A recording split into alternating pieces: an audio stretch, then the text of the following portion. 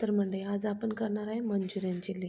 त्यासाठी आपण एक मोठा कोबी किसून घेतलेला आहे आणि आता त्यामध्ये आपण 1 वाटी मैदा चाळून घेणार आहे. त्यानंतर आलं लसूण पेस्ट टाकणार आहे.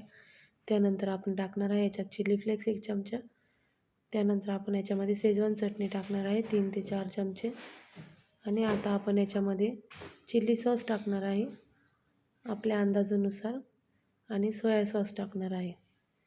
त्यानंतर आपण याच्यामध्ये ॲड करणार आहे कॉर्नफ्लॉवर 1 वाटी आणि चवीनुसार मीठ. त्यानंतर आपण याच्यामध्ये ॲड करणार आहे बारीक चिरलेली कोथिंबीर. व्यवस्थित आपण बारीक चिरून घेणार आहे आणि आता आपण हे सगळं मिक्स करून याचे मंचुरियन काढून घेणार आहे. तेल मी गरम करून ठेवलेले होते आधीच. व्यवस्थित असे मंचुरियन काढून घेणार आहे. आता एका कढईमध्ये आपण आलं किसून टाकलेलं आहे, लसूण किसून टाकलेलं आहे, हिरवी मिरची ठेचून टाकलेली आहे.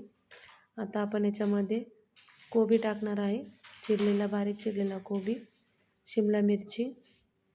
हे सगळं ॲड करून आपल्याला हे चांगलं 1-2 ते 3 मिनटं परतून घ्यायचे आहे. व्यवस्थित असे हे मऊ होईपर्यंत आपल्याला परतून घ्यायचे आहे, म्हणजे हे आपण खाऊ शकतो.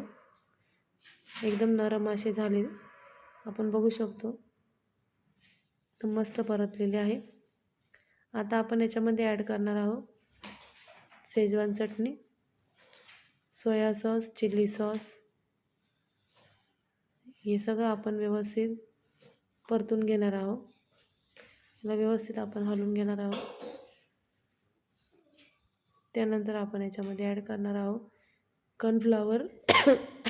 थोडंसं आपण वाटीत पाणी घेऊन त्यामध्ये कॉर्नफ्लॉवर ॲड करून व्यवस्थित ते मिक्स करून आपण याच्यामध्ये ॲड करून घेणार आहोत, म्हणजे आपल्या चिल्लीला थिकनेस येते. आपण याच्यामध्ये थोडासा टोमॅटो सॉस ॲड केलेला आहे.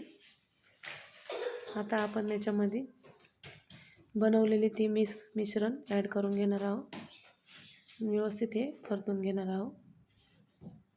आता आपण याच्यामध्ये आपले तळलेले मंचुरियन ॲड करायचे आहे. व्यवस्थित मंचुरियन ॲड करून आपण परतून घ्यायचे आहे. हे पूर्ण ग्रेव्ही याला लागलेली पाहिजे. बघू शकता एकदम मस्त परतलेले आहे. आता आपण याच्यामध्ये बारीक चिरलेली कोथिंबीर घालणार आहोत आणि सर्विंग प्लेटमध्ये काढून घेणार आहोत. व्हिडिओ आवडला असेल तर नक्की लाईक करा.